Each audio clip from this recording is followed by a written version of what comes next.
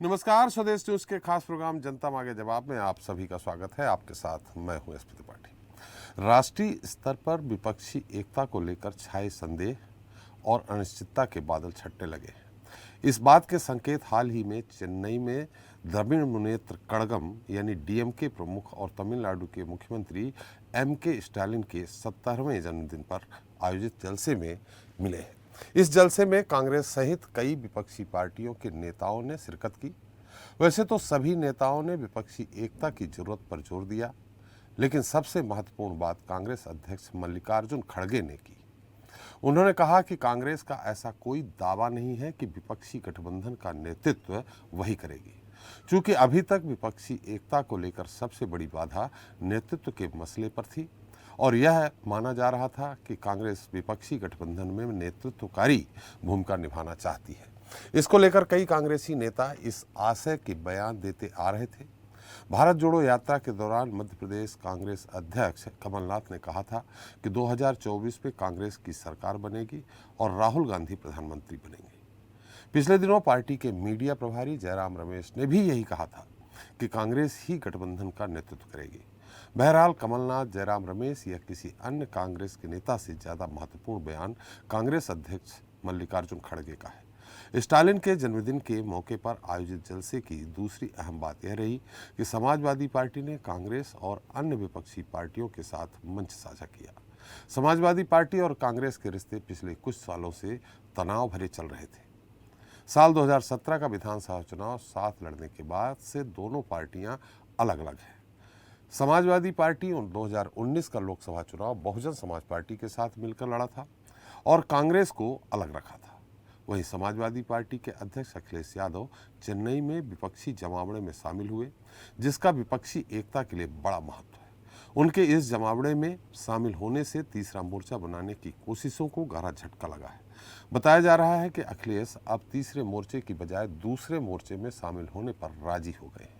हालांकि इस बीच दिल्ली के उप मुख्यमंत्री मनीष सिसोदिया पर हुई कार्रवाई को लेकर 8 विपक्षी दलों ने प्रधानमंत्री मोदी को पत्र लिखा है और अपनी एकजुटता का परिचय दिया है, जिसमें सपा भी शामिल है। ऐसे में एक बार फिर दूसरे मोर्चे को लेकर लगाई जा रही अटकलों पर प्रश्न चिन्ह लग गया है। पत्र में आरोप लगाया गया है कि बीजेपी की केंद्र सरकार केंद्रीय एजेंसियों का दुरुपयोग कर रही है। विपक्षी नेताओं ने ईडी और सीबीआई जैसी एजेंसियों का दुरुपयोग करने की निंदा की है। वहीं विपक्षी पार्टियों की इस कोशिश से कयास लगाए जा रहे हैं कि कांग्रेस रहित एक तीसरे मोर्चे का गठन हो सकता है, जो आने वाले समय में बीजेपी को नुकसान पहुंचाए या नहीं, लेकिन कांग्रेस को जरूर नुकसान पहुंचा सकता है।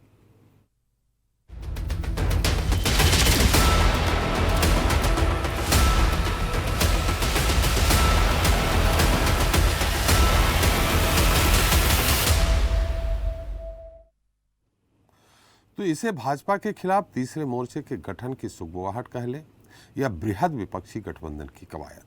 सीबीआई और ईडी के खिलाफ विपक्ष के नेताओं ने प्रधानमंत्री नरेंद्र मोदी को पत्र लिखकर सीबीआई और ईडी का गलत इस्तेमाल होने का आरोप लगाया है।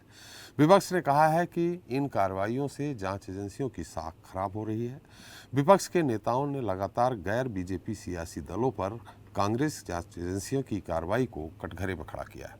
अभी पिछले दिनों रायपुर में संपन्न कांग्रेस अधिवेशन में देश की चोटी के वकील में शुमार कांग्रेस के वरिष्ठ नेता अभिषेक मनु सिंघवी ने विपक्षी दलों का आह्वान किया था कि सभी लाइक माइंडेड दलों का संवैधानिक गठबंधन बाद में आकार लेगा, लेकिन पहले चरण में समान विचारधारा वाले दल सरकारी एजेंसियों के दुरुपयोग के खिलाफ सामूहिक रूप से हल्ला बोल करें और हल्ला न होने पर न्यायपालिका के सामने अपनी आवाज उठाएं। इसकी शुरुआत 8 दलों के पत्र से हो चुकी है। पत्र का असर सत्ता पक्ष और मौजूदा राजनीति में कितना पड़ेगा, इस पर चर्चा करेंगे, लेकिन उसके पहले देख लेते हैं हमारी खास रिपोर्ट। प्रधानमंत्री नरेंद्र मोदी के सामने कितने मोर्चे बन रहे हैं और कितनों के समीकरण बिगड़ रहे हैं। कौन एकला चलो की रणनीति अपनाएगा और कौन किसके साथ जाएगा। 2024 में होने वाले आम चुनाव को लेकर सियासी दलों की ये कवायद दिलचस्प होती जा रही है। कभी कोई राजनीतिक दल किसी के साथ गलबगियां करता नजर आ रहा है, तो कभी कोई किसी से किनारा करते देखा जाता है। लोकसभा चुनाव के लिए बीजेपी अपनी रणनीति के साथ दांव खेलने के लिए तैयार हो चुकी है, लेकिन अभी तक कांग्रेस को लेकर कोई अंदाजा लगा पाना मुश्किल हो रहा है। ममता बनर्जी भी एकला चलो की राह पर नजर आ रही हैं, तो नीतीश बाबू की उलझन भी बरकरार है। तीसरे मोर्चे में अरविंद केजरीवाल भी किसके साथ होंगे कहा नहीं जा सकता। तीसरे मोर्चे को लेकर अन्य दलों की राजनीतिक खींचतान भी किसी से छिपी नहीं है। ऐसे में सबसे बड़ा सवाल यही है कि क्या तीसरा मोर्चा कांग्रेस से अलग होकर बनेगा। हालांकि राहुल गांधी ने भारत जोड़ो यात्रा निकालकर और हाल ही में छत्तीसगढ़ में महाअधिवेशन कर अपने नेताओं और कार्यकर्ताओं में जान फूंकने की कोशिश की है। ऐसे में माना जा रहा है कि कांग्रेस अपने दम पर 2024 की राह पर आगे बढ़ेगी। वहीं नॉर्थ ईस्ट के 3 राज्यों में हाल ही में आए विधानसभा चुनाव के नतीजों से उत्साहित बीजेपी की नजर अब दक्षिण भारत के राज्यों पर है। बीजेपी को लगता है कि पार्टी इन राज्यों में लोकसभा चुनाव के दौरान बेहतर प्रदर्शन कर सकती है। उधर दक्षिण में मोदी विरोधियों की बात करें तो केसीआर, यूपी के पूर्व सीएम अखिलेश यादव, दिल्ली के मुख्यमंत्री अरविंद केजरीवाल के साथ विपक्षी एकजुटता की कोशिश में लगे हैं। हाल ही में तमिलनाडु के सीएम स्टालिन ने भी कहा था कि बीजेपी को सत्ता में नहीं आना चाहिए। उधर बिहार के मुख्यमंत्री नीतीश कुमार भी पिछले दिनों फिर विपक्षी एकता का राग अलाप चुके हैं। उन्होंने इशारों में विपक्षी एकजुटता के लिए कांग्रेस पर देरी करने का आरोप लगाया। नीतीश कुमार ने कहा कि विपक्षी एकता में कांग्रेस देरी न करे, सभी एकजुट होकर चुनाव लड़ेंगे, तभी बीजेपी का सफाया हो पाएगा। उधर दिल्ली, पंजाब में आम आदमी पार्टी भी बीजेपी की चिंता बढ़ाए हुए है। अब सवाल यही है कि क्या 2024 के लोकसभा चुनाव में बीजेपी से मुकाबला करने के लिए समान विचारधारा वाले राजनीतिक दल लामबंद होकर गठबंधन करेंगे, और यदि गठबंधन करते हैं तो तीसरा मोर्चा किसकी ताकत बनेगा और किसकी कमजोरी, ये तो आने वाला वक्त ही बताएगा। ब्यूरो रिपोर्ट, स्वदेश न्यूज। तो आज के मुद्दे पर चर्चा करने के हमारे साथ जुड़ रहे हैं बीजेपी के प्रवक्ता हैं अश्विनी शाही जी हैं दिल्ली से, कांग्रेस प्रवक्ता आनंद जाट जी हैं भोपाल से, समाजवादी पार्टी से प्रवक्ता विवेक पांडे जी हैं लखनऊ से, आम आदमी पार्टी से प्रवक्ता हुदा जरीवाला जल्दी ही हमारे साथ जुड़ेंगे, टीएमसी नेता सोफिया खान भी हमारे साथ जल्दी ही जुड़ेंगे, और स्वदेश न्यूज़ चैनल के मैनेजिंग एडिटर आरपी श्रीवास्तव हमारे साथ हैं। आप सभी का हमारे इस खास कार्यक्रम में बहुत बहुत स्वागत है। सबसे पहले अश्विनी जी, मेरी आवाज़ आ रही? जी आ रही है जी। अश्विनी जी, हालांकि विपक्ष ने पत्र लिखा है, पत्र पहुंचा भी होगा, क्या इस पत्र का जवाब मिलेगा विपक्षी नेताओं को? देखिए, बहुत माने राष्ट्रीय पार्टी तो नहीं कह सकते हैं, लेकिन क्षेत्रीय बड़ी पार्टियां हैं इनमें, सबने विरोध जताया है, इसका उत्तर मिलेगा इनको कि नहीं मिलेगा? देखिए, जरूर इन लोगों ने अगर पत्र लिखा है तो विपक्ष का बड़ा शानदार काम किया है इन्होंने। आज कम से कम ये पत्र ही बताता है कि इस देश में लोकतंत्र जिंदा है। जी। जो यही नेता बाहर जाकर कहते हैं कि देश में लोकतंत्र की हत्या हो गई है, लोकतंत्र खत्म हो गया। राहुल गांधी जी कैम्ब्रिज में जाकर बोल रहे हैं कि हिंदुस्तान में लोकतंत्र खत्म हो गया। लेकिन ये पत्र जो है आज बताने के लिए काफी है कि विपक्षी दल, इसमें कांग्रेस नहीं है, जी, ये कह रहे हैं कहीं नहीं है, कांग्रेस नहीं है, जेडीयू नहीं है, बीजू जनता दल नहीं है, इंडियन लोकदल नहीं है, बहुत सारे नहीं है। जी जी, नहीं, एक मुख्य विपक्षी दल कांग्रेस ही है, इस देश की सबसे पुरानी पार्टी है और बड़ी पार्टी है, इसलिए मैंने सिर्फ कांग्रेस का नाम लिया, बहुत से नहीं है उसमें जी। लेकिन जो लोग हैं, ये भी अभी आपने कहा बहुत बड़ी विपक्षी पार्टियां हैं और ठीक ठाक है, क्षेत्रीय दल के रूप में बड़े क्षेत्रीय दल है, मैंने ये कहा। जी जी, तो बड़े क्षेत्रीय दल कम से कम अब आपको ये लगने लगा कि अगर भारतीय जनता पार्टी सत्ता में है और वो कहती है कि लोकतंत्र है इस देश में, थोड़ा सा ऑर्डर इन लोगों ने गड़बड़ किया है, हम लोग उस ऑर्डर को सही कर दे रहे हैं, लेकिन उस पर ये पार्टियां मुहर लगा रही हैं कि हाँ भाई यहाँ पर लोकतंत्र है। लेकिन इसमें एक यक्ष प्रश्न है कि आखिर इन चिट्ठियों में किसने किसने क्या क्या लिखा, कौन, मतलब सब लोगों ने किया। एक बीच में 2 दिन से चल रहा है, सोशल मीडिया भरा पड़ा है कि कसाब के लिए, अफजल गुरु के लिए, पता नहीं किसने किसने इन लोगों ने लिखा चिट्ठी। तो चिट्ठी लिखने का तो क्रम चलता है, यानी कि ये मानते हैं कि ये काम जो हो रहा है वो सच हो रहा है, क्योंकि कसाब के मामले में भी ये सच हो रहा था, तो चिट्ठी लिखी गई और आज ये काम हो रहा है, इसलिए लोगों ने चिट्ठी लिखा। अब आता हूं उसके दूसरे पहलू पर। दूसरा पहलू यह है कि चिट्ठी लिखने वालों में सबसे ज्यादा उम्रदराज आदरणीय माननीय फारूक अब्दुल्ला जी हैं जी, जो खुद 113 करोड़ का क्रिकेट घोटाला झेल रहे हैं और 2020 में वो चार्जशीटेड हैं, उसमें 12 करोड़ की संपत्ति जब्त है उनकी, एक वो भी उसमें आरोपी है, उनके खिलाफ भी 113 करोड़ का चल रहा है। अखिलेश यादव जी आते हैं, दूसरी बड़ी पार्टी के नेता जी। अखिलेश यादव जी के खिलाफ एक केस चला था 2013 के 7 में, मुलायम सिंह यादव जी के ऊपर चला था आय से अधिक संपत्ति का जी। 2013 में वो कुछ एक क्या कहते हैं परमार का कुछ करार वरार वामपंथियों ने जब वापस लेने की बात की थी, तो इन लोगों ने उसको मैनिपुलेट किया, सरकार को, यूपीए सरकार को इन लोगों ने दबाया। और उस समय जोशी साहब लोक लेखा समिति के अध्यक्ष थे, वहां पर सत्ता को समर्थन देने के लिए इन लोगों ने वो जांच सीबीआई की बंद कराने की बात की। लेकिन भला हो जिस न्यायपालिका को ये लोग कहते हैं कि न्यायपालिका खराब है, आज न्यायपालिका इनके पक्ष में आती है तो अच्छी हो जाती है। न्यायपालिका ने सुप्रीम कोर्ट ने उसको फिर से खोलने की बात कर दी है। एक उनके पास चल रहा है माइनिंग घोटाला, एक अखिलेश जी का अभी भी सुप्रीम कोर्ट में चल रहा है। मैं एक एक करके थोड़ा सा, हमको थोड़ा सा समय दीजिएगा, बाकी मैं अश्विनी जी, अगर ये पूरे 8 दल जिनने दस्तखत किए हैं इनके बारे में एक एक करके बताएंगे तो 1 घंटा कम हो जाएगा। इसलिए हम थोड़ा सा आपसे ये भी जान लेना चाहते हैं कि केसीआर के खिलाफ और ममता बनर्जी के खिलाफ कौन सा केस चल रहा है। मैं सबके नाम ले रहा था। देखिए थोड़ा सा संक्षेप में बताऊंगा। ममता बनर्जी के खिलाफ उनके व्यक्तिगत नाम से नहीं है, लेकिन पार्थ चटर्जी कौन है, अनुव्रत मंडल कौन है, अभिषेक बनर्जी कौन है, ये सारे नाम, माणिक साहा कौन है, ये सारे लोग उनके दल के हैं जो कि भ्रष्टाचार में लिप्त हैं। केसीआर की बेटी से पूछताछ अभी इसी शराब घोटाले में हुई, एक एमपी बंद है, ये किस चीज में है? केसीआर भी उसी में लिप्त है।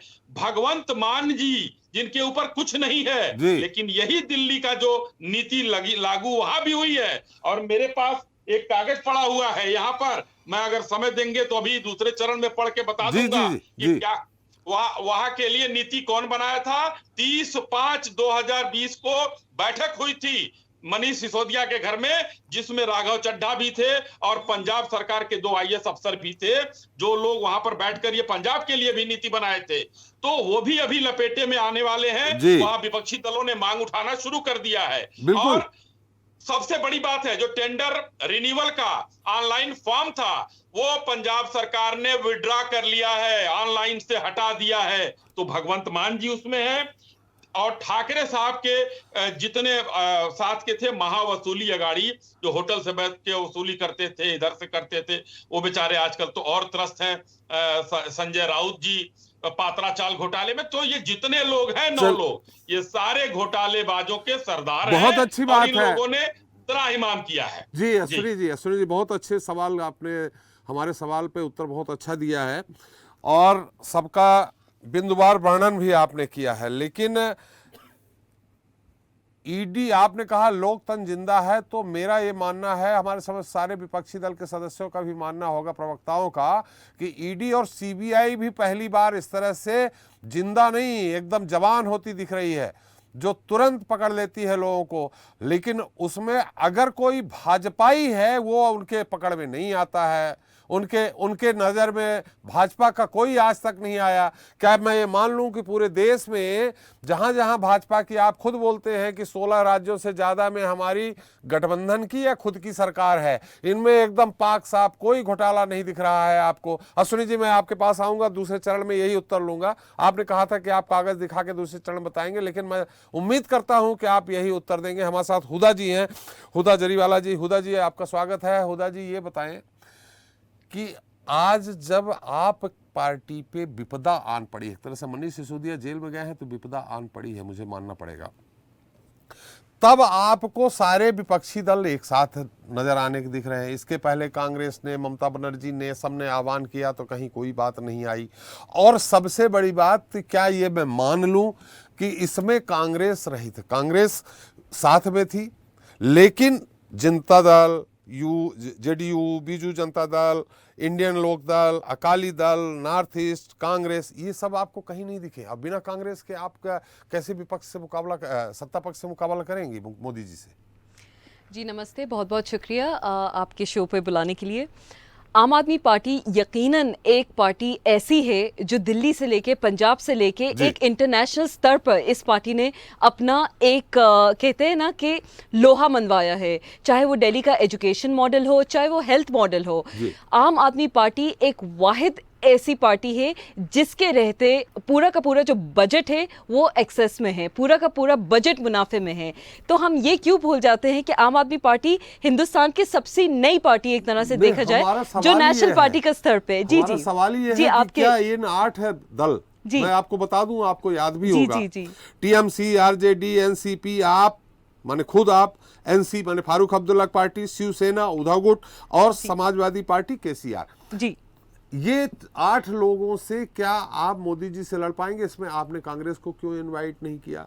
और इसके पहले स्टालिन जी के जन्मदिन पे उन्होंने जब बुलाया था तो उसमें अखिलेश यादव और कांग्रेस एक मंच पे थे। तो ये कैसे आप मान सकते हैं कि समाजवादी पार्टी और ये सब आपका साथ दे देंगे?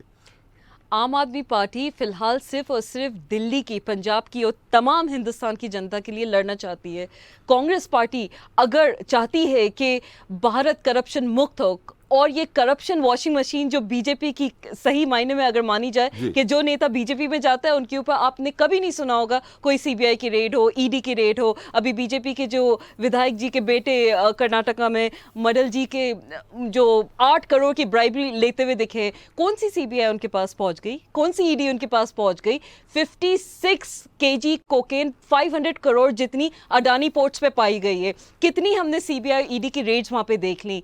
आपने देखा होगा कि मोरबी ब्रिज का जो गुजरात का अभी रीसेंट इंसिडेंट है, कोई बहुत पुराना इंसिडेंट नहीं है, कितनी सीबीआई और ईडी की रेड्स वहां पे पहुंच गई हैं।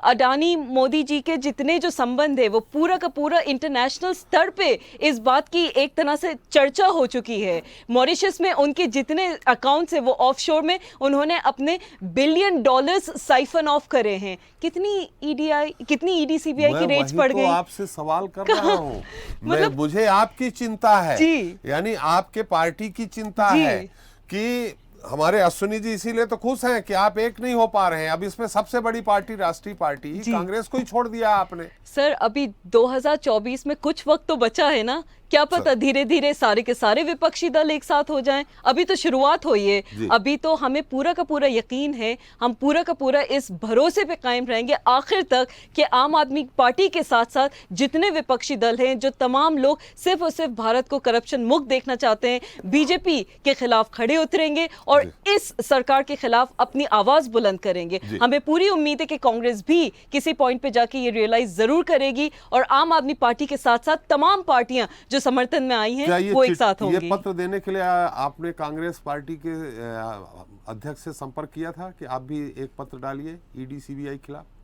मेरा ख्याल से जितने विपक्षी दल हैं तमाम लोगों से ये गुजारिश की गई थी, उनसे संपर्क किया गया था। हाँ, कुछ वक्त जरूर लग सकता है। कांग्रेस अपने आप में एक बहुत बड़ी पार्टी है, उसका जो नेशनल स्टेटस है, जो मुद्दतों से ये पार्टी चलती आ रही है, ऑब्वियसली उसके स्टेटस को कम करना या उनको नीचे दिखाना कोई हमारा मकसद ना हो सकता है, ना कभी होगा, लेकिन वक्त लगेगा। धीरे धीरे करके आप देख रहे हैं जितने नॉर्थ से लेके साउथ, ईस्ट से लेके वेस्ट तक जितने स्टेट्स एक साथ आए हैं, ये कुछ ही चंद दिनों की बात है, कोई बहुत पुरानी बात नहीं है ये। तो अभी वक्त है और हमें पूरी उम्मीद है कि कांग्रेस पार्टी भी कहीं ना कहीं विपक्षी दल की इतनी बड़ी जो भूमिका निभाती है वो भी भारत को करप्शन मुक्त, बार बार मैं कह रही हूँ, दिलाने के लिए आगे बढ़ेगी। जी जी जी, हमारे साथ टीएमसी नेता हैं सोफिया जी। सोफिया जी, मेरी आवाज आ रही है आपको? हाँ जी, हाँ जी। सोफिया जी, इसमें कांग्रेस नहीं है, मतलब ये माना जाए कि मेघालय में जो राहुल जी ने स्पीच दी थी कि टीएमसी बी पार्टी है भारतीय जनता पार्टी की, और इसके बहुत पहले ममता जी ने ही ये बात उठाई थी कि कांग्रेस रहित विपक्ष एक हो, यानी तीसरा मोर्चा एक बने।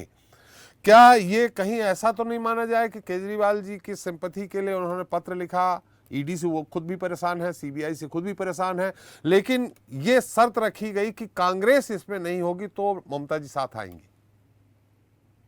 नमस्कार सभी को। जी देखिए, ये सबसे पहली जो मुद्दा है, हम भाजपा के खिलाफ जो है हम सब लड़ रहे हैं, उनकी नीतियों के खिलाफ। लोकतंत्र के लिए, लोकतंत्र को बचाने की ये जो लड़ाई है, इसमें जो लोग साथ हैं उनका बहुत बहुत वेलकम है, और जो नहीं है वो कभी ना कभी साथ जरूर आएंगे, क्योंकि इसमें लोकतंत्र आपको खतरे में कहाँ दिख रहा है? ये सारे विपक्षी दल हैं, साथ में मिल रहे हैं, लोकतंत्र खतरे में कहाँ है?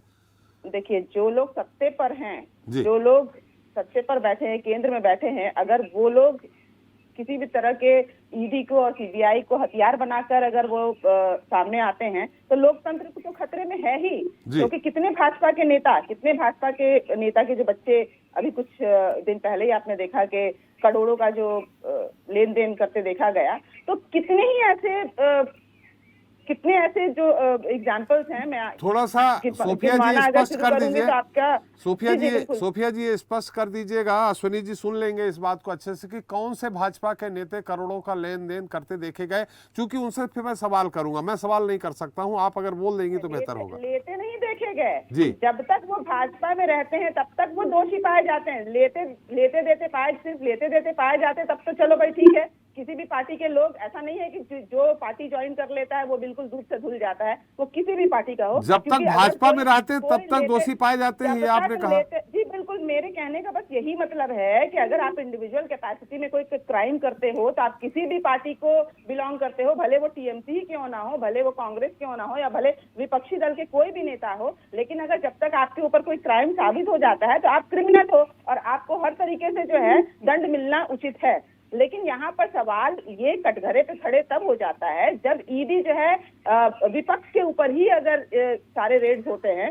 और दूसरी बात है कि जब तक आप पर रेड होता है, जब तक आप विपक्षी दल में होते हो, लेकिन जैसे ही आप उनके साथ हो जाते हो, एग्जाम्पल मैं आपको यहाँ बंगाल की ही दूंगी, शुभेंदु अधिकारी का ही आप एक बड़ा एग्जाम्पल ले सकते हैं, उदाहरण ले सकते हैं कि जब तक वो टीएमसी के साथ थे तब तक उनके ऊपर जो है परचम लहराता था, लेकिन जैसे ही उन्होंने उनका हाथ थामा, या कह सकते हैं कि डरा धमकाकर या किसी भी तरीके से जो है उनको थमाया गया, तब जो है उनके ऊपर परचम लहराना तो दूर की बात है, उनके ऊपर सारे जो मुद्दे हैं वो बिल्कुल दूध के जैसे वो धुल गए। दूसरा हम उदाहरण आसाम में देख सकते हैं। आज आसाम के चीफ मिनिस्टर जो है हिस्मा साहब जो है, उनके ऊपर भी जब तक वो कांग्रेस में थे तब तक परचम लहराता था, लेकिन आज वो भी दूध से धुल गए। तो ऐसे कई उदाहरण हैं, अगर आपके ऊपर हम डिबेट करना शुरू कर देंगे तो मुझे लगता है 4-5 दिन लग जाएगा। लेकिन इसका जवाब जो है मुझे लगता है यहाँ पे जो बीजेपी के प्रवक्ता हैं उनको बिल्कुल देना चाहिए कि ये जो पक्षपात है इसका मतलब पूरी जनता क्या समझे। आप हमारी बात छोड़ दीजिए, अभी तो सवाल सोफिया जी, अभी तो सवाल हमारा मुद्दा दूसरा है कि minus Congress, minus JDU, minus Indian Lokdal, north east की कोई पार्टी नहीं, क्या इनके बिना आप सारे विपक्षी जो सिर्फ 8 लोग मिलकर के क्या लड़ लेंगे बीजेपी से? अगर यहाँ पर मेजॉरिटीज में पार्टी अगर इकट्ठा हुई है किसी भी भ्रष्टाचार के खिलाफ तो ठीक है ना। जरूरी नहीं है कि आप अगर 10 पार्टी है तो 10 में 10 आ जाएं, उसमें 2 नहीं भी आ सकते हैं। हो सकता है उनको निर्णय लेने में समय लग रहा हो, अभी 24 की लड़ाई आने में अभी वक्त है, हो सकता है उनके अपने कुछ मजबूरियां होंगी या कुछ उनके पार्टी के अंदर कोई ऐसा मामला होगा, उनको डिसीजन लेने में शायद समय लग रहा होगा, लेकिन इसका मतलब नहीं है। देखिए, बात यहाँ पे पार्टी के जुड़ने का नहीं है। अगर एक इंसान भी गलत के खिलाफ, लड़ाई के खिलाफ अगर खड़ा होता है, गांधी जी अकेले ही लड़े थे, लेकिन आज देखिए देश का किस तरीके से उन्होंने देश को आजादी दिलाई, तो आप जो है कारवां बनता चला जाएगा। आप अकेले ही चलिए, कारवां बनता चला जाएगा। तो मेरा भी यही कहना है कि हम जितने भी लोग हैं, अगर उसमें 4 भी पार्टी भी है, उसमें 8 पार्टी भी है, तो हम लड़ाई करेंगे और हम अन्याय के खिलाफ लड़ाई करेंगे। इसलिए नहीं कि ईडी का परचम हमारे ऊपर लहरा रहा है इसलिए हम लड़ाई करेंगे। लड़ाई हमारी सिर्फ इतनी सी है कि जो भी दोषी हो, भले वो भाजपा में हो, वो टीएमसी में हो, वो कांग्रेस में हो, वो आप पार्टी में हो, जो भी दोषी हो उसको जरूर आप कटघरे में खड़ा कीजिए, लेकिन पक्षपात मत कीजिए, किसी भी तरीके के लोकतंत्र को खतरे में मत डालिए। जो लोग भी दोषी हैं उनको पकड़िए। मुझे नहीं लगता, क्या आप ये जनता जवाब देगी, क्या लगता है कि जो इतनी बड़ी पार्टी है भाजपा, उसमें एक भी ऐसे लोग नहीं है जो भ्रष्टाचार करते हैं? क्या उसमें एक भी लोग नहीं है जिनके ऊपर ईडी की कार्रवाई होनी चाहिए? लेकिन आप बताइए, 2014 के बाद 95% जो रेड्स हैं वो सिर्फ विपक्ष के खिलाफ क्यों होता है? ये बिल्कुल स्पष्ट है कि कहीं ना कहीं डरा कर, धमका कर, क्योंकि इन्होंने तो विकास किया नहीं, इनके पास और कोई मुद्दा नहीं है कि वो पब्लिक के पास जाकर वोट मांग सके। जुमलेबाजी करके वो 2014 में आ गए, जुमलेबाजी करके वो 19 में आ गए, लेकिन उसके बाद कितना जुमलेबाजी से लोग तंग आ गए हैं। तो इनका दूसरा प्लान भी ये है कि विपक्ष को इतना ज्यादा कमजोर कर दो कि हमारे सामने कोई भी ना टिके, मैदान में हम अकेले दौड़ेंगे। अगर अकेले दौड़ेंगे तो चलिए निश्चित सोफिया जी, चूंकि आपने सवाल उठाया है, मैंने पहले ही अश्विनी जी से ही सवाल कर दिया है कि एक दो भाजपा के भी नेताओं के नाम बता दीजिए। 16 से अधिक राज्यों में आपके गठबंधन या खुद की सरकार है, क्या यहाँ एक भी दोषी नहीं पाएगा? आपने भी सवाल उठाया है, मैं उत्तर ले लूंगा।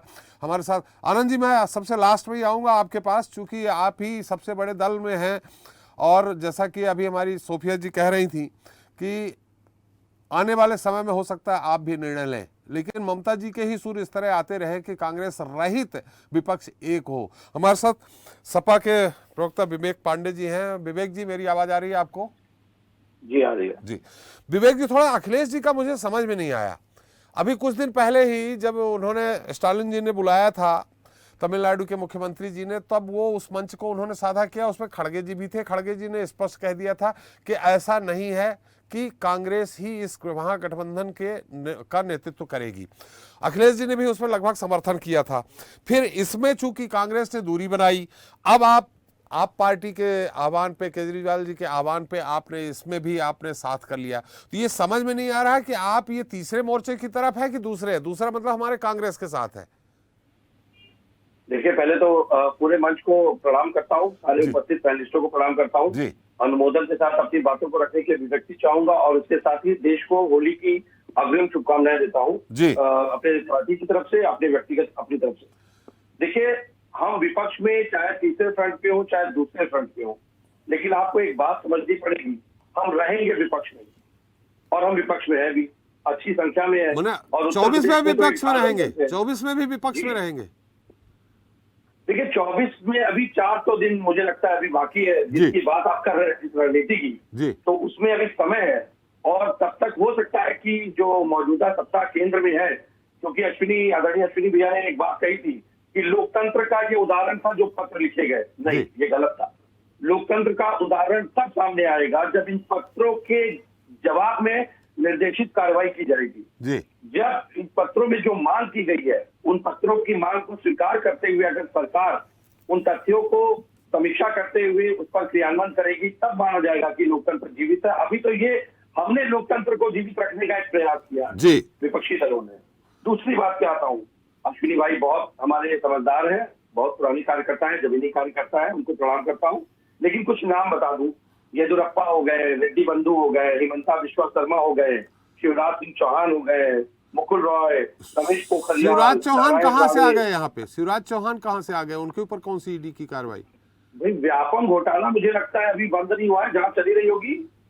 व्यापम घोटाले में कहीं ना कहीं व्यापम घोटाले में लक्ष्मीकांत शर्मा जी थे, वो जेल भी चले गए थे, उनकी जांच भी हो चुकी है, और जो व्यापम के दोषी हैं वो जेल में हैं और कुछ छूट गए, जमानत पे हैं। इसमें शिवराज जी डायरेक्ट कहीं नहीं है। अभी आ रहा हूँ, डायरेक्ट नहीं है ना, यही तो बात है कि डायरेक्ट कहाँ होता है कोई। और रुक जाइए, सरकार पलटने दीजिए ना। जिस तरह ईडी 3000 से अधिक छापे मारती है और केवल 23 लोगों को दोषी करार देती है और सारी कार्रवाई विपक्षियों पे होती है 0.5% परफॉर्मेंस के साथ, सरकार बदलने दीजिए। कागज जिंदा है, कागज तो कभी मरते नहीं है। कनेक्शन सामने आना, अब जैसे आज तो नंद गोपाल नंदी का कनेक्शन कहीं ना कहीं प्रयागराज की घटना में आ गया 5 करोड़ को लेकर के।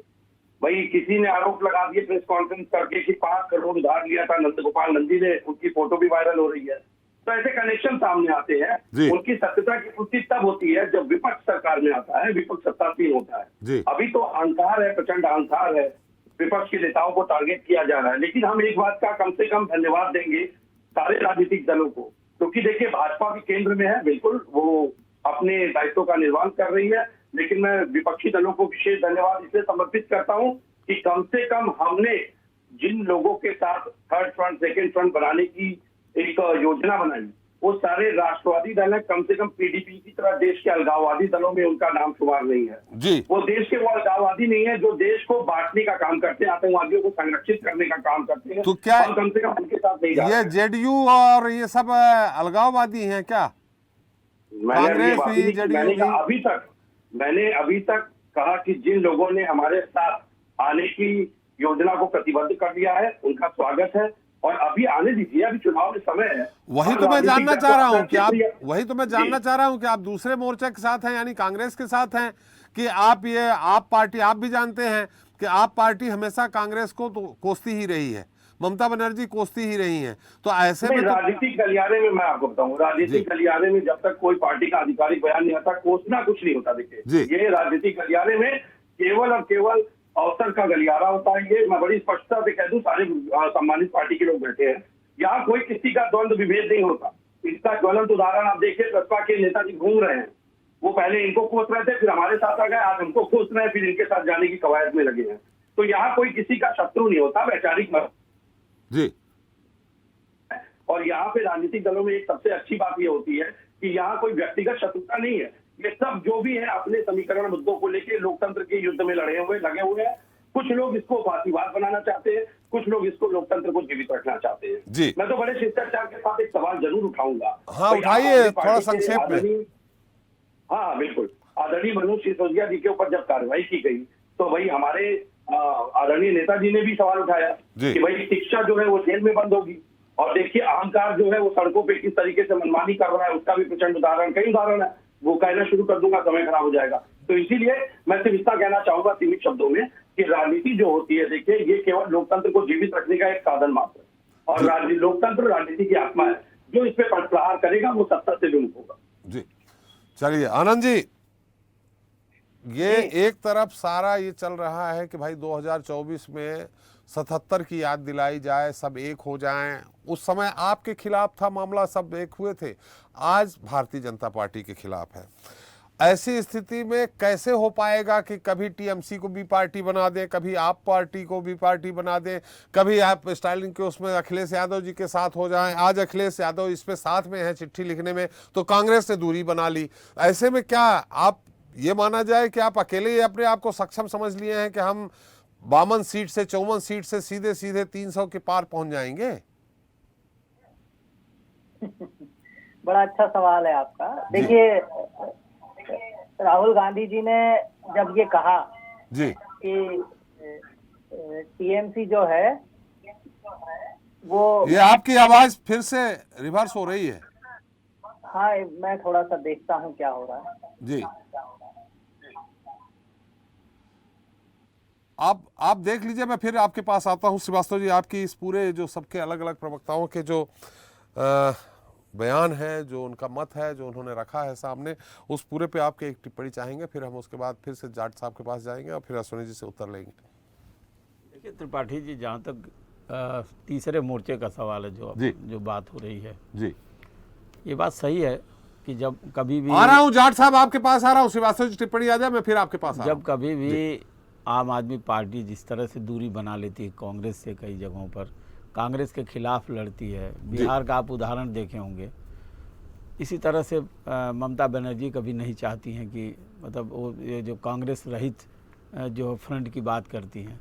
तो जब कभी ऐसे मामले आते हैं, और ख़ास करके मामला आम आदमी पार्टी से रिलेटेड है, जहाँ मनीष सिसोदिया जी आज जेल में हैं, तो निश्चित रूप से एक बात समझ में आती है कि कहीं न कहीं ये जो है ये दल 8 कहीं तीसरा मोर्चा संभावित बन न जाए जी। लेकिन एक चीज़ और भी है, आप फिर 77 की बात जो कहते हैं हम, 77 में जो जितने भी दल थे सब एक दूसरे से विपरीत ही थे जी।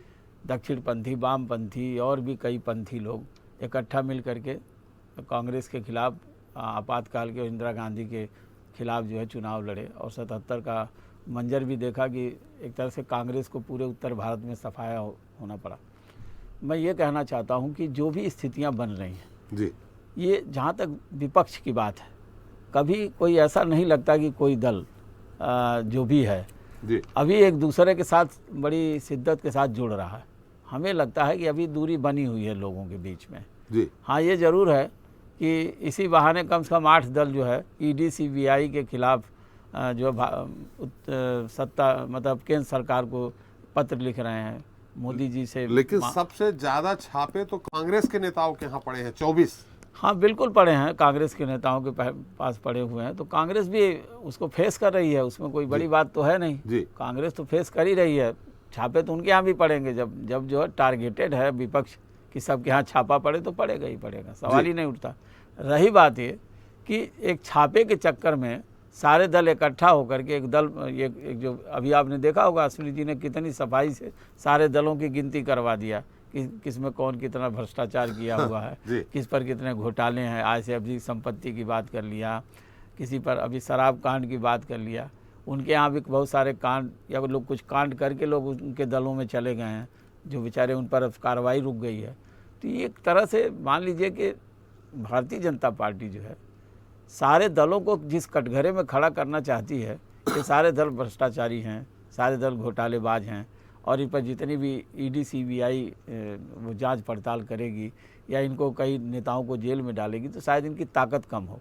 मुझे लगता है कि इन सारे दलों को मिलकर लड़ना तो ज़रूर होगा, क्योंकि 2024 की राह इनके लिए आसान नहीं है, लेकिन फिर भी कहीं न कहीं इनके आपसी जो मतभेद हैं या आपसी मनमुटाव है। अब आप देखिए मध्य प्रदेश में देखिए, आम आदमी पार्टी पूरी 300 पर चुनाव लड़ेगी। अब कहाँ यहाँ गठबंधन की गुंजाइश बनती है? वहाँ तो नुकसान कांग्रेस को होगा, तो कांग्रेस इतना दौड़ के थोड़ी चली जाएगी। एक सबसे बड़ी बात है कि जो भारतीय जनता पार्टी, आपने सवाल भी खड़ा किया कि कोई क्या ये सारे इन्हीं दलों में भ्रष्टाचारी लोग हैं क्या इन राज्यों में जिनकी सरकारें वहाँ भ्रष्टाचार नहीं है? तो इसका तो जब तक ईडी सीबीआई इनके दल पर, माने सत्ताधारी दल या उन प्रदेशों पर जांच पड़ताल नहीं करी, तब तक कैसे पता चलेगा कौन भ्रष्टाचार कर रहा है कौन नहीं कर रहा है? वहाँ भी जांच पड़ताल होनी चाहिए, जो नहीं हो रही है। शायद इसी वजह से सारे दल इकट्ठा हो रहे हैं और सरकार को जो है कटघरे में खड़ा कर रहे हैं। मेरा ये मानना है कि अभी फ़िलहाल जो भी कांग्रेस दूरी बना ली है, अब पता नहीं दूरी कितनी बना ली है, हो सकता है कांग्रेस भी साथ आ जाए। और जरीवाला जी ने बोला भी कि अभी तो टाइम है, आने वाले समय में लोग इकट्ठा भी हो सकते हैं। लेकिन पक्की बात है कि केंद्र सरकार जो है लगातार ईडी और सीबीआई आईटी से जो भी जांच पड़ताल करा रही है, तो इनको एक्सपोज करने का प्रयास कर रही है और अपने आप को जो है एक तरह से पाक साफ घोषित करने की कोशिश कर रही है। लेकिन तीसरे मोर्चे की सुगबुगाहट अभी से होने लगी। जाट साहब अपना उत्तर दीजिए। आनंद जी, दो चीजें बहुत साधारण तौर पर आपको देखनी चाहिए जी। उपराष्ट्रपति का चुनाव था, टीएमसी का क्या फैसला था उपराष्ट्रपति के चुनाव में जी, और राष्ट्रपति के चुनाव में साझा विपक्ष का उम्मीदवार जो था वो टीएमसी की तरफ से था जी। तो जैसे ही उपराष्ट्रपति का चुनाव आया, उन्होंने अपनी अविश्वसनीयता और जो भारतीय जनता पार्टी के साथ उनकी जो नूरा कुश्ती चल रही है उसको उजागर किया। आज किसकी नूरा कुश्ती चल रही है भाजपा के साथ? भाजपा और टीएमसी की। अच्छा जी, हाँ। सोभिया जी आऊंगा, मैं आपके पास आऊंगा, मैं थोड़ा सा आऊंगा, उनकी बात आ जाने दीजिए जी। हाँ। दूसरा, वो जो तवायफों के कोठे बंद कराने आए थे, घुंघरू की खनक देखकर खुद ही नाचने बैठ गए जी। जो भ्रष्टाचार मुक्त भारत करने आए थे, आज उनके दो मंत्री जो हैं भ्रष्टाचार के आरोप में जेल में हैं जी। लेकिन इसीलिए आप इन 8 में शामिल नहीं हुए? नहीं, ये 8 का तो मसला ही नहीं है। नहीं तो फिर सीबीआई के खिलाफ की बात है, तो सीबीआई खिलाफ तो आपको भी लिखना चाहिए ना। नहीं, हमारी लड़ाई बहुत अलग है जी। हमारी लड़ाई जो है वो सत्ता प्राप्ति की लड़ाई है ही नहीं जी। देश के लोकतंत्र को बचाने की लड़ाई है। हमारे नेता आदरणीय राहुल गांधी जी बार बार कह रहे हैं कि इस देश का संविधान खतरे में है जी। 15 अगस्त को प्रधानमंत्री जी लाल किले की प्राचीर से भाषण देते हैं कि भ्रष्टाचार जो है वो भाई भतीजावाद जो है भ्रष्टाचार का, वो देश को खाए जा रहा है। मैं थोड़ी कुछ चीजें आपको बता देता हूं। मध्य प्रदेश के जो मुख्यमंत्री हैं ना, वो व्यापम कांड से पहचाने जाते हैं, जिन्होंने 18 साल के शासन में मध्य प्रदेश में युवाओं की पूरी एक पीढ़ी को बर्बाद कर दिया है। व्यापम की जांच सीबीआई कर रही है, कैसे कर रही है वो आप सबको पता है।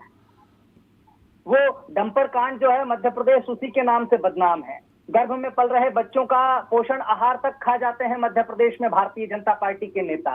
529 करोड़ रुपए का एक पुल पहली बारिश में मंडीदीप में कलियासोत नदी पर बह जाता है। 300 करोड़ का एक कारम बांध बनता है धार में, वो बह जाता है और आदिवासियों की जमीन जो है बारिश के अंदर खड़ी फसलें उस पानी को बहाने के कारण भ्रष्टाचार पे तो आज बात ही नहीं हो रही है आनंद जी, आज तो बात हो रही है विपक्षी एकता की। विपक्षी एकता पर ही आ रहा हूँ, विपक्षी एकता पर ही आ रहा हूँ। तो उस पे आ जाए थोड़ा टू द पॉइंट तो बेहतर होगा। आपने सबको मौका दिया और हर आदमी जो है, अश्विनी जी हर पार्टी के भ्रष्टाचार गिना रहे हैं, तो मैं इनकी पार्टी के भ्रष्टाचार ना गिनाऊं? या तो आप कह दीजिए मुझे क्या कहना है त्रिपाठी जी। जी नहीं, आप कह दीजिए। हमने उनसे भी कहा हमने उनको भी टोका था कि आप ये 8 लोगों के भ्रष्टाचार गिनाएंगे तो हमें 1 घंटे से ज्यादा समय लग जाएगा। सर, 2024 आप तो ये में बताइए, आप तो ये बताइए, इसमें तस्वीर साफ हो जाएगी जब चुनाव आएगा। जी बस हो गया फिर तो क्या बोलूं अब मैं इस पर। मैं भ्रष्टाचार के साथ इनकी चीजें बताना चाहूंगा आपको कि ये क्या कर रहे हैं, देश के साथ कैसे कैसे ये खेल रहे हैं, लोकतंत्र कहाँ खतरे में है वो बताना चाहता हूँ, और लड़ाई क्यों देश बचाने की है। अगर ये 2 करोड़ रोजगार हर साल के हिसाब से 18 करोड़ युवाओं को रोजगार दे देंगे तो कांग्रेस को क्यों भारत जोड़ो यात्रा करने की जरूरत है। अगर 4.5 आपने 2 करोड़ रोजगार दे दिया था क्या? 10 साल में 20 करोड़ का रोजगार दे दिया था क्या? किसने? यूपीए सरकार ने। यूपीए सरकार ने वादा किया था क्या? चलिए, इनने वादा किया इसलिए दोषी महंगाई की है। मार नहीं, बहुत हुई महंगाई की मार का वादा हमने किया था क्या? चलिए, मतलब विपक्ष से प्रश्न पूछ लीजिए सर आप, सत्ता में जो है उसकी कोई जवाबदेही नहीं है। नहीं नहीं, ये जवाबदेही आप हमें मत बताइए, हम अपनी जवाबदेही खुद निभा नहीं, लेंगे। सत्ता में जो है भाई, मैं कह रहा हूं कि भ्रष्टाचार पर बात करनी है, और इनका आज इनके पास उपलब्धियों के नाम पर नील बटे सन्नाटा है। आज हेमंत बिश्व शर्मा की बात 2 वक्ताओं ने कही कि उन पर केस था। मुकुल राय टीएमसी के सांसद हैं, टीएमसी में से बीजेपी में गए, दूध के धुले हो गए, अब वापस टीएमसी में आए, उनका केस वापस खोल दिया गया। क्या ये चल रहा है जी, इस पे बात करिए आप। हम इस- भ्रष्टाचार गिराने की बात नहीं कर रहे हैं, हम ये कह रहे हैं कि सीबीआई और ईडी की बात कर रहे हैं। सुनिए ना, पनामा पेपर लीक में डॉक्टर रमन सिंह के बेटे का नाम आया था। भाजपा के आज 3 बार के मुख्यमंत्री हैं और वो खुद सांसद थे। क्या कार्रवाई हुई? और जबकि छत्तीसगढ़ के मुख्यमंत्री आदरणीय भूपेश बघेल जी ने खुद ईडी को जो है शिकायत की थी। एक चुने हुए मुख्यमंत्री की शिकायत पर कोई कार्रवाई नहीं हुई है आज तक। जी, रघुवर दास जी झारखंड के पूर्व मुख्यमंत्री रहे भारतीय जनता पार्टी के, और भ्रष्टाचार पर वो हमें भाषण दें जिनके खुद के राष्ट्रीय अध्यक्ष हैं, कैमरों के सामने घूस लेते हुए पकड़े गए, वो भाषण देंगे भ्रष्टाचार पर? चलिए, बंगारू लक्ष्मण जी की भी बात आ गई। अश्विनी जी निश्चित तौर पे उत्तर चाहेंगे, और ये सवाल सोफिया जी आप संक्षेप में कुछ सवाल करना चाहती कर लीजिए, मैं अश्विनी जी से उत्तर लूंगा, क्योंकि आप सबका उत्तर अकेले अश्विनी जी ही देंगे। सोफिया जी बोलिए। सबसे पहले मैं आनंद जी को बता दूं, उन्होंने कहा कि यहाँ पर टीएमसी के भ्रष्टाचार के बारे में, तो पहले मैं बता दूं, उनको याद दिला दूं कि 2021 में बहुमत के साथ ममता बनर्जी ने यहाँ पर सरकार बनाई थी और उनका तो खाता ही नहीं खुला था। कांग्रेस को एक भी सीट यहाँ पर नहीं मिली थी, तो यहाँ पर बंगाल के लोगों ने बिल्कुल नकार दिया। और दूसरी बात है, हमारी लड़ाई यहाँ कांग्रेस से नहीं है। एकता में आप किस तरह से यशवंत सिन्हा की क्वालिटी के लिए आनंद जी एक मिनट एक एक करके देखिए। आनंद जी मैं फिर मौका दे दूंगा, आनंद जी फिर मौका दूंगा आपको, उनकी बात आ जाए संक्षेप में। देने की आवश्यकता होगी, मैं आपसे सवाल कर रही हूँ। हमारी यहाँ लड़ाई जो है कांग्रेस से नहीं है। सबसे पहले बता दूं कि यहाँ पर आज डिबेट जो है भ्रष्टाचार के खिलाफ, लोकतंत्र को बचाने की जो यहाँ पर चेष्टा कर रहे हैं। यहाँ पे 8 पार्टी मिली है और कांग्रेस यहाँ पर नहीं उन्होंने समर्थन किया है। इससे साफ जाहिर है कि जो परचम लहरा रही है भाजपा, उनका मकसद ही है कि चुप करा देना, चुप करा देना। तो यहाँ पर कहीं ना कहीं हो सकता है कि यह सेटलमेंट हो गई होगी कांग्रेस की भाजपा के साथ, वो लोग चुप हो गए हैं। वो जो डराने की जो उनकी चेष्टा थी, ईडी का जो डर है वो इनके चेहरे पर दिख रहा है, इनकी बातों में दिख रहा है। और दूसरी बात है, एक और मेरा सवाल है कि बता दीजिए कि यहाँ पर आपका जो खाता नहीं खुला था, और सूप हंसे तो हंसे छलनी हंसे, सबसे बड़ी बात है कि आपका जब खाता ही नहीं खुला बंगाल में, तो आप लोग क्या प्रश्न करेंगे? लेकिन सोफिया जी आपके यहाँ बंगाल में कुल सीट 40-42 हैं, कितनी हैं?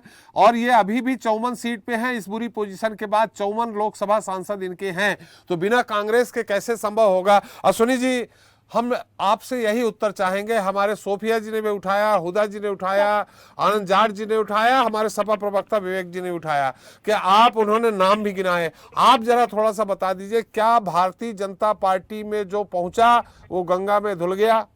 एक भी भारतीय जनता पार्टी को, उन्होंने ये भी गिनाया सीबीआई की जांच कहां कहां चल रही है, उसका कोई रिजल्ट नहीं आया। अगर मनमोहन सिंह की सरकार 10 साल में 1.5 सैकड़ा 2 सैकड़ा भी ईडी और सीबीआई के छापे नहीं मारती है, आपने 7-8 साल में 3200 से ज्यादा छापे मार दिए, सिर्फ 23 लोग उसमें मुजरिम करार दिए गए। त्रिपाठी जी देखिए, शायद आपके आंकड़े आपके सही होंगे, लेकिन यूपीए की सरकार में जितने छापे पड़े थे 60% विरोधी दलों के ऊपर पड़े थे। जी, अब 95% हो गया है, अब 95% हो गया। हाँ ठीक है, वो तो कहाँ के लोग हैं जी, वो लोग खुद बैठे, और मैं एक एक करके सबका जवाब देना चाहता हूं। थोड़ा और मैं समय जहां कम भी है, अभी- अगर संक्षेप में नहीं, देंगे एकदम तो मैं बहुत जल्दी जी, दूंगा, क्योंकि जी, देखिए ये विषय इतना बड़ा है कि जी, थोड़ा सा समय लगेगा। जी, दूसरी बात, अभी आपके देखिए इतने दलों के प्रवक्ता यहाँ बैठे हुए हैं, लोकतंत्र की दुहाई दे रहे हैं, यानी कि जब विरोधी दल जीत जाए तो लोकतंत्र सुरक्षित है और हार जाए तो लोकतंत्र खतरे में है। कांग्रेस के साथी ने भी कहा कि हमको चुनाव से कोई मतलब नहीं है, हम चुनाव के लिए नहीं, हम तो देश बचाने के लिए यहाँ आए हैं। जी, तो देश बचाने के लिए भाई आप राजनीतिक दल बंद करके एनजीओ की तरह काम कर रहे हैं तो करिए, क्यों जी। आप जो है आपको कौन अपनी पूछ पार्टी रहा का है? पहले अब जवाब दे दें साहब, जी, प्लीज मैं बीजेपी जवाब पर दे रहा बात हूं। कर ले, मुद्दे पे बात कर ले। मैं मुद्दे पर बात कर रहा हूं, जी। मैं आप लोगों की बात कर रहा हूं। आम आदमी पार्टी की बात मैंने पहले कर ली थी, आप देर में जुड़ी हैं, इसलिए अभी समय त्रिपाठी जी इतना नहीं देंगे। जी, जी, और आनंद जी, आनंद जी, बताऊं, बता दो अश्विनी जी, वॉशिंग मशीन की बात सुनिए आनंद जी, मैंने 40 मिनट बीजेपी आप की लोगों को करप्शन सुना की है। बात कर ले। बीजेपी के अश्विनी जी, आप मुद्दे पे आ जाएं कि बीजेपी के लोग क्या पूरे पाक साफ है? इन्होंने नाम गिनाया असम के मुख्यमंत्री से लेके सबका। मुझे बोलने दिया जाएगा तब तो त्रिपाठी जी, जी जी, जवाब आएगा, जी। बीच में बोलेंगे जी लोग। आनंद जी, आनंद जी, आनंद जी, मैं मुद्दे पे ले रहा हूँ। जी जी अश्विनी जी। आनंद जी ने नाम गिनाया अभी मुकुल राय का। मुकुल राय बहुत गंदे थे, बहुत खराब थे, जांच चल रही थी, तो वापस टीएमसी ने क्यों लिया? ये जी। बड़ा यक्ष प्रश्न है। टीएमसी में अगर वो इतने गंदे थे, साफ वो थे, तो उनको वापस नहीं लेना चाहिए था, क्योंकि साफ सुथरी पार्टी है।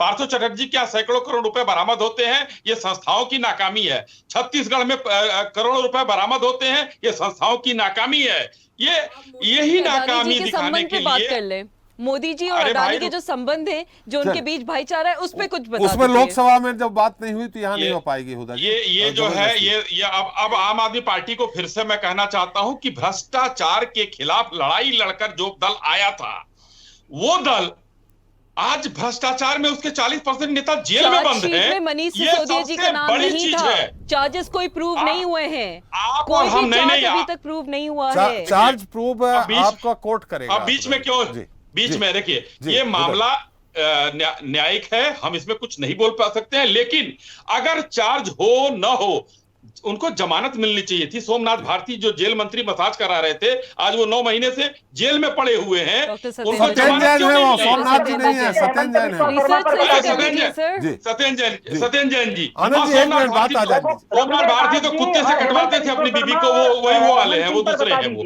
मुझे थोड़ा सा क्षमा चाहता हूँ। अश्विनी जी वो ये अपनी बोल बीबी को- रहे हैं, आनंद जी ये बोल रहे हैं कि गर्भवती भाई बीबी को कुत्ते से कटवाने वाले वही मंत्री सर थे। मुद्दे की बात, मुद्दे पे मुद्दे रहिए। पे मैं आ मुद्दे की जाए। बात कर रहा हूं, मैं मुद्दे की बात जिन पर हूं। नेताओं पे इनने अरे सवाल कई- उठाए हैं उनके उत्तर चाह रहे हैं लोग। भ्रष्टाचार मैं कह तो रहा हूं, मैं आ रहा हूं तो मुझे सब लोग बोलना शुरू कर दे रहे हैं एक बार। आनंद जी, आम आनंद आदमी जी, पार्टी आनंद जी, समय समाप्त हो सबसे जाएगा भ्रष्ट ऐसे और में। बेईमान पार्टी की नेत्री है, वो 40% नेता जिसके बेईमानी में बंद है। किसी को बोलने ही नहीं देना कांग्रेस के चाहते हैं। आनंद जी चिल्ला रहे समय को खराब कर रहे हैं। हैं।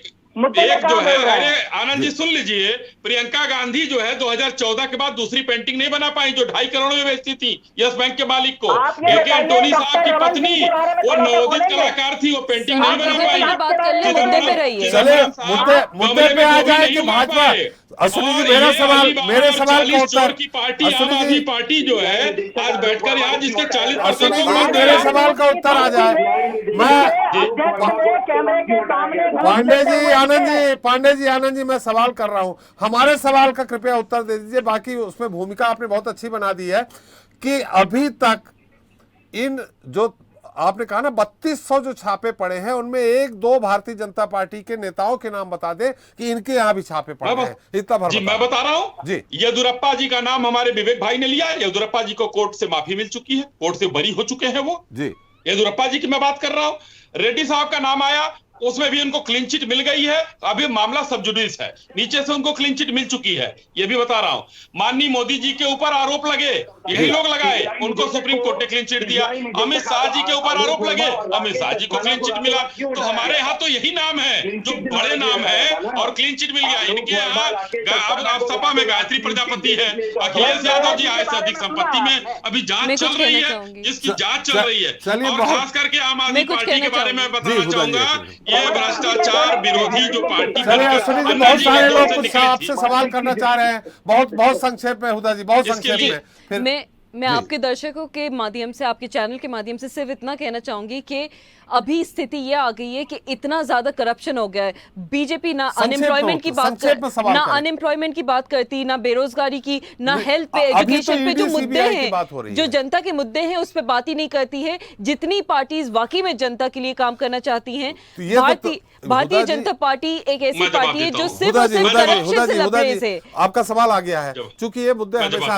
एक मिनट सुन लीजिए आपके पास, विवेक जी आप अपने संक्षेप में सवाल कर दीजिए, मैं उत्तर ले लूं संक्षेप में, समय 2 मिनट है बस। मुद्दे की बात कब करेगी बीजेपी? मैं सवाल करूंगा, आधी रात को सीबीआई निदेशक आलोक वर्मा और राकेश अस्थाना जो थे, इन लोगों को क्यों हटाया और इनको हटाने की पावर क्या प्रधानमंत्री के पास होती है?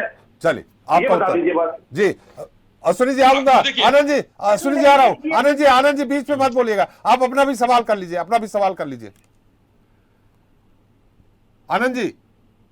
हाँ, जो संजय राउत जी की जबरन गिरफ्तारी की थी ईडी ने, उसे बॉम्बे हाई कोर्ट ने कहा है कि ये अवैध थी। इस पर क्या है आपका कहना? और जो अभिषेक सिंह, डॉक्टर रमन सिंह के बेटे, उनका नाम पनामा पेपर लीक में आया, ईडी पर एक चुने हुए मुख्यमंत्री ने उन पर शिकायत की है। उस मामले में क्या हुआ? झारखंड के मुख्यमंत्री, चलिए आ गया सवाल आ गया, सब बता दीजिए। वो आपने कह दिया। अश्विनी जी संक्षेप में सब लोगों का, विनोद जी का, आनंद जी का उत्तर दे। त्रिपाठी जी, मैं अभी विवेक भाई से ही शुरू कर लेता हूँ। विवेक भाई ने पूछा है क्या प्रधानमंत्री जी के पास पावर है कि नहीं है। तो अगर असंवैधानिक काम हुआ होता तो आप लोग अभी तक न्यायालय में जा चुके होते, बड़े भारी वकील आप लोगों के पास हैं। असंवैधानिक काम कोई नहीं था, उसके लिए कोई सवाल नहीं उठाया, या संसद में उसके लिए कोई सवाल उठाया हो तो बता दीजिए अखिलेश यादव जी ने। दूसरी बात, हमारी आपकी बहन यहाँ पर बैठकर वो कह रही हैं जो अभी अब हटाया क्यों, ये हमें समझ सुनील जी नहीं बता पाएंगे। बीजेपी मुद्दे की बात कब करेगी? अनएम्प्लॉयमेंट, करप्शन, जी उससे बात नहीं हो रही। अश्विनी जी उत्तर दे दीजिए आनंद जी के सवाल का। मैं आनंद जी का भी देता हूं। मैं आपका देखिए, आनंद जी ने 4-5 मुद्दे जो गिनाए हैं, न्यायालय में अगर होगा तो न्यायालय में के मामले में बोलने वाला मैं नहीं हूं और ना बोलूंगा। ईडी को शिकायत की है भूपेश बघेल जी ने। चलिए आनंद जी ऐसे में उत्तर ही नहीं आ पाएगा। आप लोगों के बीच में वाद विवाद होता रहेगा, उत्तर नहीं आ पाएगा। अश्विनी और मैं आम आदमी पार्टी के अपनी बहन का जवाब दे रहा हूं कि आम आदमी पार्टी ने शिक्षा और स्वास्थ्य, अरे भाई शराब मंत्री वो थे तो शराब मंत्री को किसने अधिकार दिया? ने अप्रूव करी थी एक्साइज पॉलिसी। सर आपके एलजी के ऊपर भी फिर तो जांच होनी चाहिए, क्यों नहीं हुई? अच्छी बात है। चार्जशीट में मनीष सिसोदिया जी का नाम नहीं था सर, अब ये मत भूलिए। हुदा जी सुन लीजिए, बीच में बोलेंगी तो कैसे होगा? ये सारे आम आदमी पार्टी के लोगों का एक वो हो सर गया आप है। उत्तर दे दीजिए ना, आप जवाब दे दीजिए। तो बीच में क्यों बोल रही हैं आप? आपके बीच में तो मैं नहीं बोला। ये तिलमिलाहट बता रहे, मैं स्पष्ट रूप से बोल रहा हूँ। अरे भाई आनंद जी सवाल ही करते रहेंगे तो उनको भी बोलने दीजिए। जी अश्विनी जी संक्षेप में। ये तिलमिलाहट है विपक्ष की। आप आम आदमी पार्टी का मैं जवाब दे, एलजी साहब ने कर लिया, चलिए मान लिया, बहुत अच्छा था, तो वापस क्यों ले लिया आपने? उनके ऊपर जांच भी नहीं हुई। ऐसे तो जांच एलजी साहब के ऊपर भी होना चाहिए थी। अप्रूव तो उन्होंने की थी। सवाल कर लिया हुदा जी, आनंद जी मैं सवाल कर दूंगा। दूसरा, शिक्षा और स्वास्थ्य इतना बढ़िया है आपका, तो इन छोटे छोटे बच्चों का वीडियो वायरल हो रहा है, क्यों जबरदस्ती लिखवाया जा रहा है? नेहरू दिल्ली डेवलपमेंट मॉडल एक ही मॉडल है जिसको यूनाइटेड नेशंस ने सर्टिफिकेट दिया है। मुझे लगता है सुनिए। और तीसरा चीज मैं बताना चाहूंगा कि इतना बढ़िया स्वास्थ्य मॉडल है तो यूनाइटेड नेशंस यूनाइटेड नेशंस से चलिए हुदा जी लगता है आप उत्तर नहीं सुनना चाह रहे। अश्विनी जी मैं समय भी हमारा समाप्त हो रहा है। श्रीवास्तव जी क्या आपको लगता है कि तीसरा मोर्चा, हमें तो लग रहा है कि ये विपक्ष एक नहीं हो पाएगा और ऐसी ही 8 पार्टी 10 पार्टी 8 पार्टी 10 पार्टी एक तीसरा मोर्चा, इसमें बीजेपी को कितना फायदा हो जाएगा? देखिए त्रिपाठी जी, अगर विपक्ष एक नहीं होता तो निश्चित रूप से बीजेपी को फायदा होगा। मैदान खुला हुआ, हर क्षेत्र के छत्रप हैं, अखिलेश यादव हैं, ममता बनर्जी हैं, अपने अपने जगह पर अरविंद केजरीवाल हैं, स्टालिन हैं, केसीआर हैं, तमाम लोग हैं जो अपने अपने क्षेत्र में क्षेत्रीय दल हैं और वहाँ उनकी सरकारें हैं जी। मेरा ये कहना है कि ये अगर मजबूत दल इकट्ठा हो करके कांग्रेस के साथ मिलकर अगर चुनाव में नहीं तय है तो हो सकता है कि चुनौती दे पाएँ। लेकिन जिस तरह से फूट है, जिस तरह से आपसी लोगों में सामंजस्य नहीं है, एक दल दूसरे के ऊपर इस तरह से अविश्वास करते हैं, तो हमें नहीं लगता कि कोई बहुत अच्छा एकता के मामले में ये नहीं कहा जा सकता कि विपक्षी दल एक होकर के कोई चुनाव लड़ पाएंगे। लेकिन फिलहाल अभी समय बाकी है और मैंने कहा ना कि कभी कभी ऐसा भी होता है कि जो एक दूसरे से जिनमें मत भिन्नता होती है, कभी कभी एकजुट होकर के भी चुनाव में सामने आ सकते हैं। जी, और अगर ऐसे ही रहा तो निश्चित तौर से अब की बार फिर मोदी सरकार का नारा बुलंद हो जाएगा। बहुत बहुत धन्यवाद अश्विनी जी आपका, आनंद जी आपका, पांडे जी आपका, हुदा जी आपका और सोफिया जी आपका हमारे साथ, और श्रीवास्तव जी आपका हमारे साथ चर्चा में शरीक होने के लिए और अपना अमूल्य समय देने के लिए। तो आज हमने चर्चा की विपक्ष के तीसरे मोर्चे को लेकर। हाल के घटनाक्रम को देखकर यही लग रहा है जल्द ही कांग्रेस रहित एक नए मोर्चे का ऐलान हो सकता है, लेकिन यह देखना दिलचस्प होगा कि आने वाले चुनावों में विपक्ष के तीसरे गुट की भूमिका से बीजेपी को ज्यादा नुकसान पहुंचता है या कांग्रेस को। लेकिन दूसरी तरफ सीबीआई और ईडी को लेकर जिस तरह से विपक्षी नेता भयभीत होकर एकजुटता लाने की कोशिश कर रहे हैं, वह एकजुटता क्या रंग लाएगी, यह अभी भविष्य के गर्त में समाहित है। जनता मांगे जवाब में इतना ही। नमस्कार।